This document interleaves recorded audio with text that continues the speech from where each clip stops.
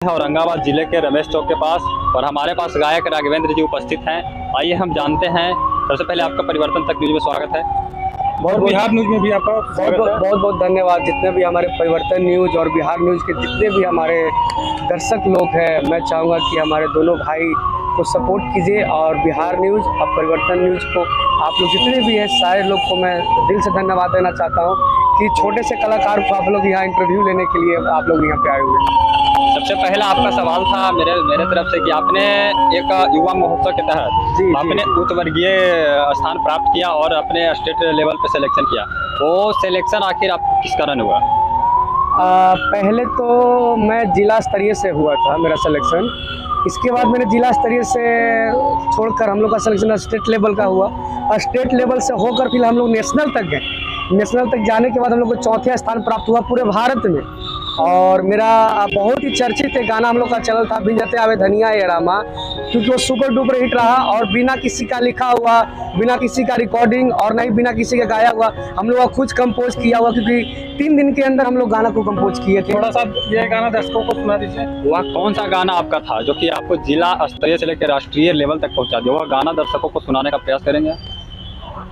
मेरा गाना था हम लोग का बहुत ही पारंपरिक गाना था, होली गीत, जिसको सारे लोग मतलब सारे देश ये पारंपरिक होली को जानते हैं। मेरा मुखड़ा आप लोग के बीच में सुना दे रहे हैं। अरे भिंजते आवे धनिया ये रामा, भिंजते आवे धनिया ये रामा, भिंजते आवे धनिया ये रामा, भिंजते आवे धनिया ये रामा, किया रे रामा रिम झिम के बरसे पुखरवा, भिंजते आवे धनिया ये रामा, किया हे रामा रिम झिम के बरसे पुखरवा, भिंजते आवे धनिया ये रामा। और यही हम लोग का लोकगीत कहिए या होली का गीत समझिए, हम लोग का सुपर डुपर हिट रहा, क्योंकि पूरे भारत में 28 जगहों से आप लोग आए हुए थे, सारे देश से आए हुए थे और हम लोग को वहाँ पे चौथा स्थान पर हम लोग को मिला गया। और वहाँ पे हम लोग जब वहाँ पे एंट्री किए थे तो 1 घंटे पहले माननीय हम लोग को जो प्रधानमंत्री नरेंद्र मोदी जी हैं वो हम लोग के पास में लोग बैठे हुए थे, कुछ खास बातचीत हम लोग के साथ में किए हुए हैं और चौथे स्थान पर हम लोग प्राप्त किए और जो कि हम लोग सम्मानित कर किए हैं। हम लोग के बेंगलोर के मुख्यमंत्री, नाम तो शायद याद नहीं है, उन्होंने हम लोग को सम्मानित किए थे। आपको वह स्थान प्राप्त कर कैसा महसूस हो रहा है? आप केंद्र सरकार को क्या अनुभव देना चाहते हैं और आपको क्या गर्व महसूस हो रहा है? देखिए, मैं तो एक छोटा सा कलाकार हूँ भैया। मैं तो वहाँ तक जाने के लिए मैं तो बहुत कड़ी से कड़ी मेहनत किया था। 17 साल से मैं म्यूजिक इंडस्ट्री में हूँ। मेरा BHU फाइनल BMU से हुआ है, काशी हिंदू विश्वविद्यालय से, इलाहाबाद यूनिवर्सिटी से मेरा हुआ है MA फाइनल। मैं चाहता था कि मैं उस दौर पर कब तक जाऊँ, कब मैं वहाँ से लड़ूँ, और भगवान का था कि मैं वहाँ तक गया। और मैं कला संस्कृति मंत्री से मैं कहना चाहूँगा कि जो भी हम लोग के कलाकार के नेशनल तक गए हुए हैं या जो भी हम लोग को कलाकार को सपोर्ट करते हैं, मैं चाहूँगा कलाकारों के लिए एक ज़रूर हम लोग के लिए यहाँ पे कुछ ना कुछ हम लोग संस्थाएं खोलाएं और यहाँ ऑडिटोरियम रूम खोले और उसमें हम लोग जाके प्रैक्टिस करें। जो भी गरीब कलाकार है सारे लोग मिलकर वहाँ जाकर प्रैक्टिस करें। जिसके पास कुछ भी नहीं है, पैसा वगैरह कुछ भी नहीं है, तो मैं हाथ जोड़कर विनती कर रहा हूँ कि जहाँ भी हमारे आवाज़ जहाँ तक जा रही है, प्लीज़ आप लोग कला संस्कृति मंत्री जी महोदय, निवेदन है कि एक ऑडिटोरियम रूम औरंगाबाद में खुलना चाहिए। इसीलिए मैं आप लोग से हाथ जोड़कर विनती कर रहा हूँ। अच्छा, आप एक गाना ऐसा सुनाइए जो आपका वह गाना पूरा वायरल हुआ था। वह कौन सा गाना था, बुलाने का कोशिश करेंगे? अरे कि जल्दी से आई रानी, देर काह करतनी, अरे भल ही सिंगार भैनी, अरे मनवा न लगेला, अरे भल ही सिंगार भैनी, अरे मनवा न लगेला, अरे जाके तू परदेश में काहे तू भुलावेला, जाके तू परदेश में काहे तू भुलावेला।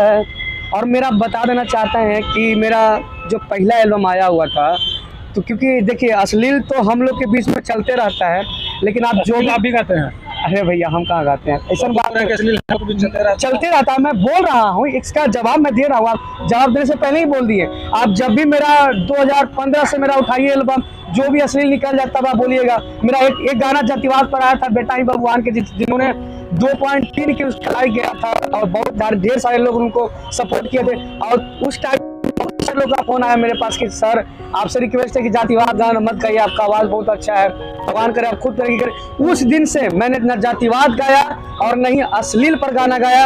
अब जो भी उठा के 2017 से देखेगा मेरा एल्बम सब एक लोकगीत की तरफ से हम लोग का आता है और कभी भी अश्लीलता कभी भी नहीं, मेरा एल्बम उठा के देखेगा कभी भी अश्लीलता नहीं आ पाएगा। अच्छा, जो लोग गा रहे हैं उनके लिए आप क्या संदेश देना चाह रहे हैं? हम तो कुछ नहीं देना चाह रहे, हम जो भी अश्लील गा रहे एगो संतोष रेणु जी हैं, वो क्या क्या हिंदुओं के बारे में बोल रहे हैं, उनको मैं क्या बोलना चाहूंगा। वो खुद अपने गायक हैं, अब खुद गायकी छोड़ के आ रहे हैं अथी में नेशनल पॉलिटिक्स में आ रहे हैं, तो उनको क्या कहा जाए, गायक कहा जाए या पॉलिटिशियन कहा जाए, राजनीतिक तो। हाँ, दूसरी बात, कलाकार को कभी भी राजनीति के फेर में नहीं पाना चाहिए। और जातिवाद जहाँ तक हुआ वो जातिवाद बढ़ाने वाले पवन खेसारी नहीं है, ये जातिवाद बढ़ाने वाला पब्लिक है जो कि हमारे दोनों हिंदू राजपूत को काटने में लगे हुए, जादव राजपूत को। ये पब्लिक को मैं दे रहा हूँ और सब चीज बता देना चाहता हूँ। पब्लिक तो कलाकार के लिए भाई भगवान नहीं है, लेकिन मैं आपसे एक बार और निवेदन करना चाहता हूँ ये परिवर्तन न्यूज और बिहार न्यूज की तरफ से कि जो आप लोग पवन खेसारी को अब जो कह रहे हैं कि वो लोग जातिवाद बनाते हैं, तो भैया रिक्वेस्ट है आप लोग से कि उन लोग अपने मिल जाते हैं, दोनों अपने मिल जाते हैं,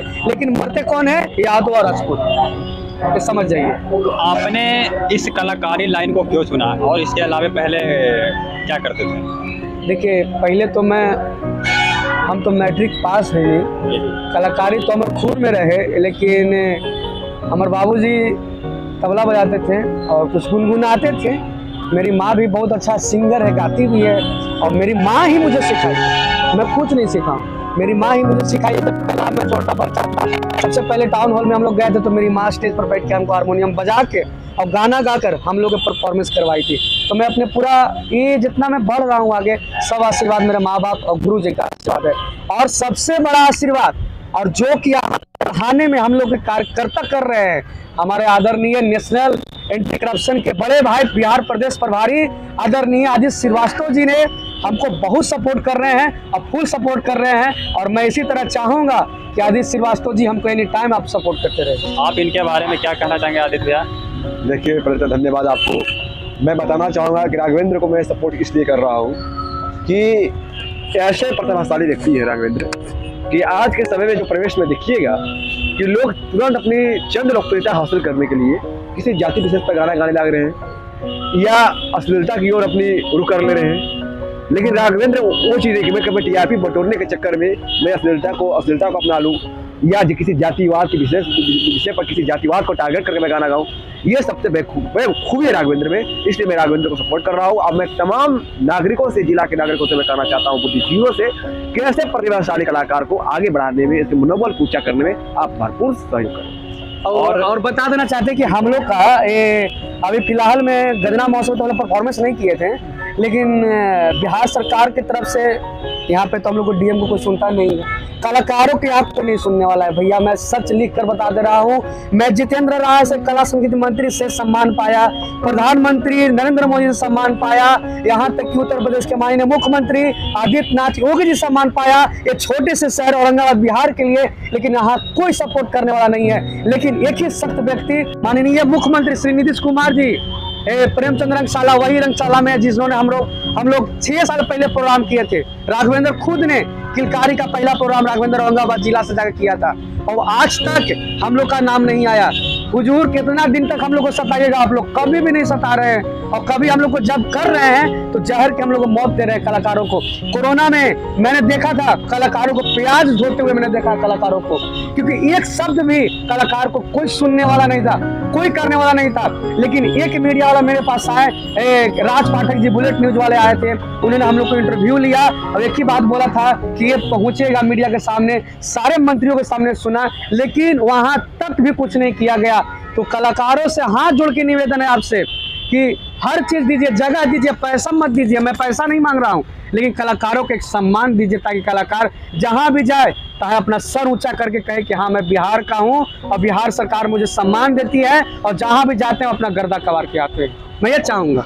और मैं तमाम बिहार वासियों से निवेदन करूंगा कि ऐसे कलाकारों को सपोर्ट करें, और बिहार सरकार के कला मंत्री को भी मैं कहूंगा कि वे ऐसे कलाकारों को सपोर्ट करें, क्योंकि बिहार में उनको सम्मान नहीं मिल पाती है और बिहार से अदर स्टेट में सम्मान मिल अदर पाती स्टेट में मिलती है, ये हमारे अदर स्टेट लिए में मिलती है। अदर स्टेट में चले जाइए, मैं बिहार का हूँ, बनारस में चले जाइए, आपको चेयर पर बैठाया जाएगा।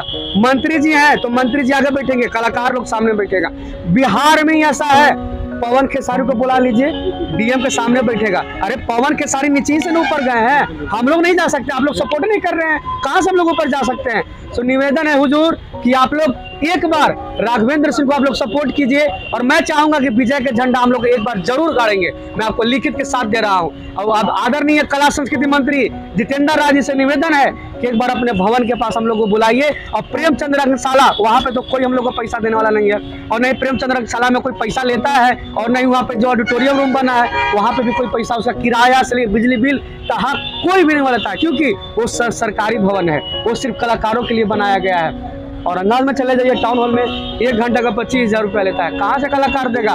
कलाकार मर रहा है भूख के, नहीं म्यूजिक टीचर का वैकेंसी निकल रहा है और ना ही कुछ निकल रहा है। सिर्फ कलाकार कहाँ जा रहा है? देव महोत्सव में करने हम लोग जाते हैं तो वहाँ पे राशि नगद आती है तो वहाँ पे चुप हो जाते हैं, मिलता ही नहीं है, क्या करा जाए।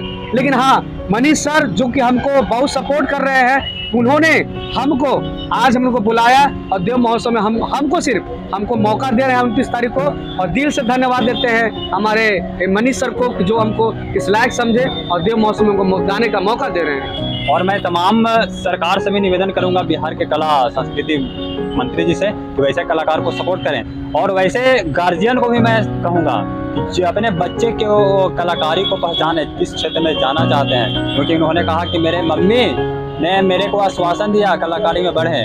और बाकी नागेंद्र जी का जवाब में हम लोग दोनों का प्रयास कैसा रहा, आप कमेंट सेक्शन में कमेंट करके जरूर बताएं, और इस कलाकार के बारे में क्या सोचते हैं आप जरूर कमेंट सेक्शन में कमेंट करके जरूर बताएं। और इसी वीडियो के साथ बने रहें।